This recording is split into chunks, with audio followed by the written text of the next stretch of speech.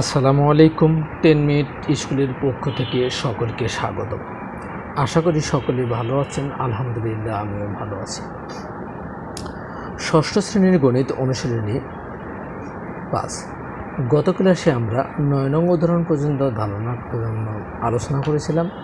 এর এই ধারাবাহিকতায় আজ আমরা 10 নং উদাহরণ আলোচনা করব ইনশাআল্লাহ। 10 নং উদাহরণ আমাদের কি ছিল?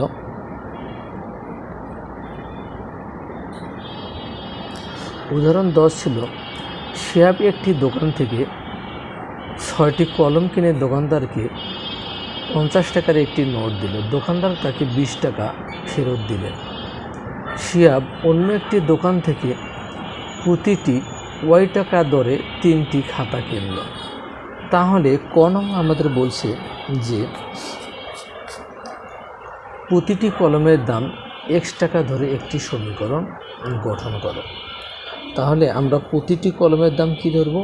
x টাকা ধরি। এখানটা যেহেতু আমাদের ধরতেই বলছে x টাকা, আমরা কি করলাম? ধরি প্রতিটি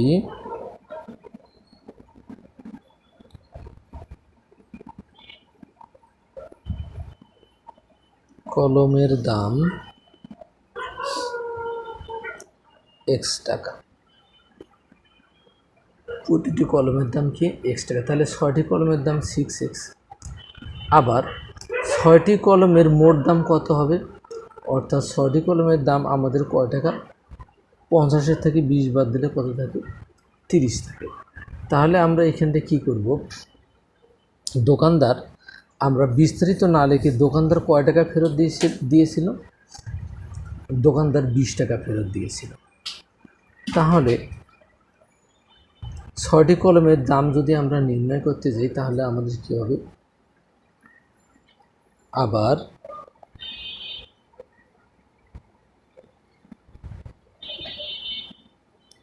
6টি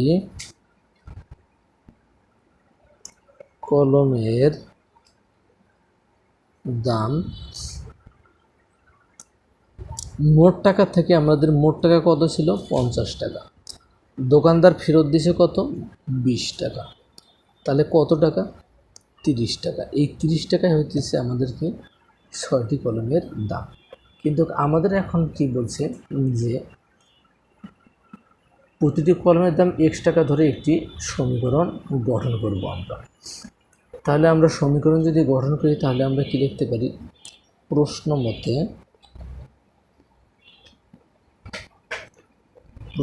মতে প্রতিটি কলমের দাম যদি x টাকা হয় তাহলে 6টি কলমের দাম হবে 6x। তাহলে সমান আমরা কত লিখতে পারি? 30। তাহলে এটা আমরা একটা কি সমীকরণ গঠন করলাম। এটা আমাদের কি? ক নং। এরপর খ নং বলছিল প্রতিটি কলমের দাম নির্ণয় করো। খ নং আমাদের বলেছিল কি? প্রতিটি কলমের দাম কত তাই আমরা নির্ণয় করব। প্রতিটি কলমের দাম আমরা কত টাকা ধরছিলাম? x টাকা ধরছিলাম। তাহলে আমরা এখানে সরাসরি লিখব ক নং থেকে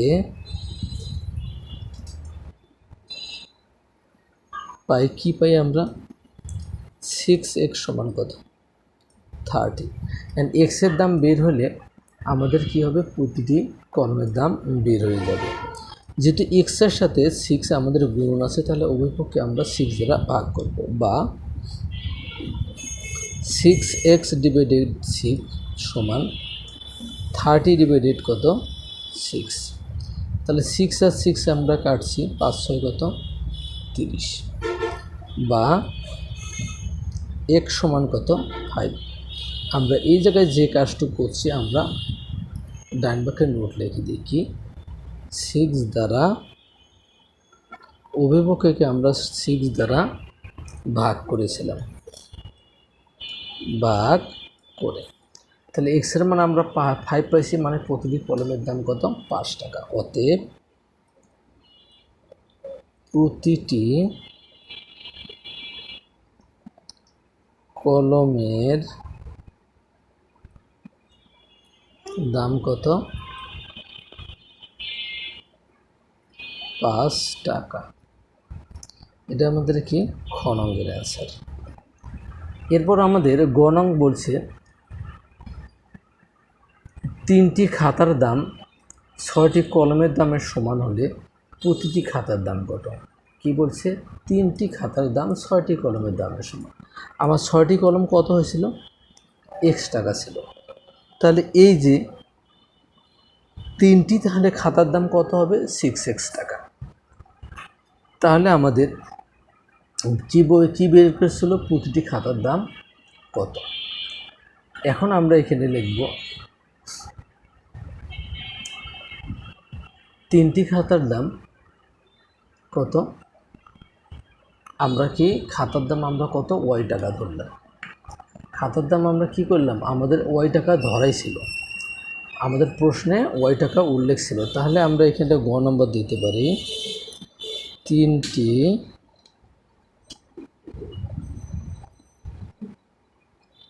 খাতার দাম সমান কত? 3y টাকা। আবার 6টি কলমের দাম আমরা কত বের করছিলাম? আবার 6টি কলমের দাম কয় টাকা ছিল আমাদের? 30 টাকা। 6 ইন্টু কত? 5 সমান কত? 30 টাকা। অর্থাৎ এক্সের মান আমরা কত? 5 পেয়েছিলাম, সেজন্য আমরা 6-এর সাথে 5 গুণন করে দিয়েছি। তাহলে আমাদের বলেছিল এটি 6টি কলমের দাম কত? 30 টাকা। তাহলে 3টি খাতার প্রশ্ন মতে 3টি খাতার দাম কত হবে? 30 টাকা। আমরা লিখব প্রশ্ন মতে কি 3y সমান কত? 30। তাহলে উভয় পক্ষে আমরা 3 দ্বারা ভাগ করব, কেননা 3 আমাদের ওয়াইয়ের সাথে গুণন আছে, যেহেতু আমরা ওয়াইয়ের মান বের করব। 3y ডিভাইডেড 3 সমান কত? 30 ডিভাইডেড কত? 3। এই 3 আর 3 আমরা কাটছি, 3 দশে কত? 30, বা y সমান কত? 10। তাহলে এইখানটা আমরা কি করেছিলাম? উভয় পক্ষকে আমরা 3 দ্বারা ভাগ করেছিলাম, উভয় পক্ষকে আমরা 3 দ্বারা ভাগ করেছিলাম। তাহলে প্রতিটি খাতার দাম আমরা কত পাইলাম? আমাদের যেহেতু প্রতিটি খাতার দাম বের করতে বলছিল, প্রতিটি খাতার দাম আমরা পাইছি 10 টাকা। অতএব প্রতিটি খাতার দাম কত? 10 টাকা। তাহলে আমরা ঘ নঙ্গের অ্যান্সার পেয়ে গেলাম। সকলের শারীরিক সুস্থতা কামনা করে আজকের মতো এখানে শেষ করতেছি। দেখা হবে আগামী ক্লাসে। সেই পর্যন্ত সকলে সুস্থ থাকবেন, ভালো থাকবেন। আল্লাহ হাফেজ।